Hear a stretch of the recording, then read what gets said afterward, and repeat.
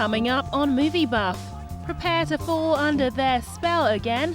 The Harry Potter lot are back with the Half-Blood Prince. It's lunar loopiness for Sam Rockwell in Moon.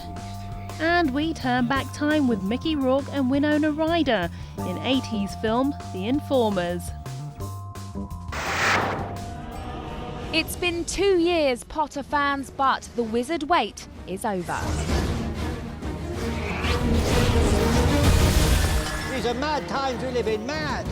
Daniel Radcliffe and co are back with the 6th film in the franchise, Harry Potter and the Half-Blood Prince, and things are getting steamy at Hogwarts. It's slightly more towards the raunchy side of things in this film, but only very, very, very tamely. Lord Voldemort is still on the loose and the Death Eaters are wreaking havoc for wizards and muggles alike. But teenagers will be teenagers and love is certainly in the air. A lot of slogging, yeah. So, it was a really fun one. I really enjoyed this one. Rupert Grint, who plays Ron Weasley, is at the centre of a love triangle with Hermione left green with envy on the sidelines as Lavender Brown throws herself at him. He's a perfect liberty to kiss whomever he likes. I really couldn't care less. Was I under the impression he and I would be attending Slughorn's Christmas party together? Yes. Meanwhile, Harry's realising he's falling in love with his best mate's little sister. It is a more grown-up film. There's a richer vein of comedy in this film than I think we've had before. Oh, don't be a prat. Breathe. Breathe.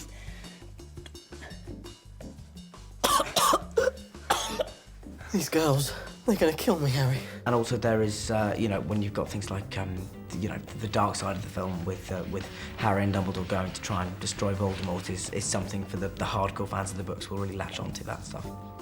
Ah yes, back to the serious part of the story. Taking down Voldemort. The final battle is approaching and it's down to Harry to defeat him. The Potter team have really stepped up a gear with this latest film. The plot is much darker than the 5 which have gone before, and the special effects are truly spectacular. And combined with the performances from the cast, this film really stands out. Definitely the best in the series so far.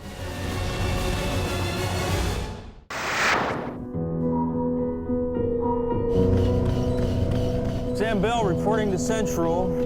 Everything running smoothly. Over and out. Rock and roll. God bless America. Having a famous dad no doubt opens doors for you, especially if your father is David Bowie, and the man once known as Zowie Bowie has followed his father into the world of show business with this directorial debut, Moon. Unlike other famous children though, Duncan's first outing is stunningly accomplished. Clearly drawing inspiration from 2001 A Space Odyssey, Jones's personal version of Starman is Moon, a film that charts the life of one man, played by Sam Rockwell, whose job for 3 years has been to mine a unique fuel from the lunar satellite to save the Earth's energy crisis. As he reaches the end of this time, he begins to see things, and the world that he has trusted and believed in over his time there suddenly comes into question and leads Rockwell to evaluate his existence on the moon. The great thing about the direction of this piece is that Jones has not spent too much time creating a sci-fi super special effected movie, but rather concentrated on the relationship between Rockwell's character, also called Sam, and his robot friend Gertie. You know, can you turn that off, please? Jesus Christ. Sam, it might help you to talk about it. Gertie, have you heard anything new about anyone fixing lunar sat? No, Sam. What I understand is it's fairly low on the company's priority list right now. You tell them to sort that out. You know what I'm talking about? That's not... I've only got 2 weeks, But it is the impending departure from the moon and return to his wife and child that begins to overtake him, and he starts to question what the company in charge, Luna, really has planned for him, and a very similar looking replacement. You tell me who that is!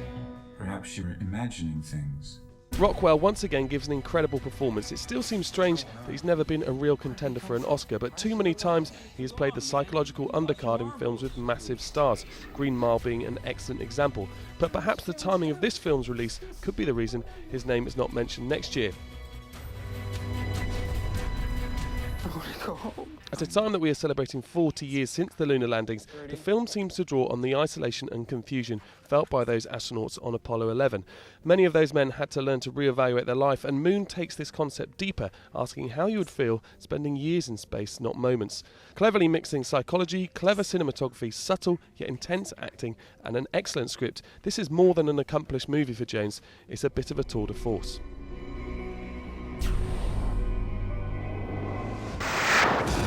In my town, we have it all. Big hair, big shoulder pads, and even bigger problems. Bret Easton Ellis served up a disturbing slice of 80s life in American Psycho, and now the writer is back with a second helping in The Informers. It features an impressive list of names, including Winona Ryder, Rhys Ifans, Billy Bob Thornton, Mickey Rourke and Kim Basinger, reunited for the first time on screen since 9.5 weeks. Adapted by Ellis himself from his 1994 book of the same name, it's set in LA and follows a group of high and low lifers. Can't really make it in this town unless you're really willing to do some awful things. But the beautiful people aren't having such a beautiful time. I need something more than this. Graham, what else is there? You already have everything. We see the seedier side of La La Land as they bed hop and pop pills, while word spreads of a scary new disease. You've guessed it, AIDS. The Morality Tale movie is a different kettle of fish to the original stories though. The supernatural elements have been completely cut out by director Gregor Jordan. And rumour has it this was a move the writer wasn't too keen on. It's also the last work from late actor Brad Renfro. How old is this girl? I don't know. 16, 17? Sadly, it doesn't live up to the promise of the cast. The characters and performances are all so shallow, they give you little reason to even care. You're also sleeping with him and it's stressing me out. You're forgetting something. What? We're both sleeping with Martin. The one saving grace, though, is the music, which reminds us that despite all the goings-on, the 80s really weren't all bad.